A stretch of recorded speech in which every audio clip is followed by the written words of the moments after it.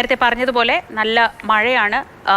കാസർഗോഡും കണ്ണൂരും കോഴിക്കോടും നാളെ റെഡ് അലേർട്ടാണുള്ളത്. ഇപ്പോൾ കാസർഗോഡ് കോഴിക്കോട് ജില്ലകളിലെ വിദ്യാഭ്യാസ സ്ഥാപനങ്ങൾക്ക് അവധി പ്രഖ്യാപിച്ചിട്ടുണ്ട്. വിവരങ്ങൾ സാരംഗ് സുരേഷ് നൽകും. സാരംഗ്, ഇന്നിപ്പോൾ ഓറഞ്ച് അലേർട്ടൊക്കെ ആയിരുന്നു ഉണ്ടായിരുന്നത്. ഇപ്പോൾ നിലവിലെ സ്ഥിതി എന്താണ്? നാളെ റെഡ് അലേർട്ട് ആണല്ലോ.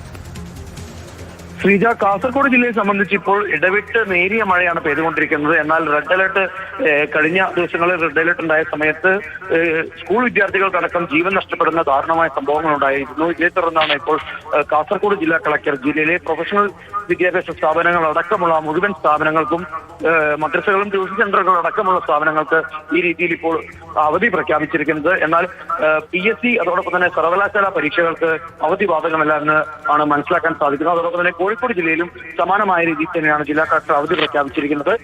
പ്രൊഫഷണൽ സ്ഥാപനങ്ങൾ അടക്കമുള്ള മുഴുവൻ വിദ്യാഭ്യാസ സ്ഥാപനങ്ങൾക്ക് കോഴിക്കോട് ജില്ലയിലും അവധിയാണ്. PSC സർവകലാശാല പരീക്ഷകൾക്ക് അവിടെ അവധി ബാധകവുമല്ല.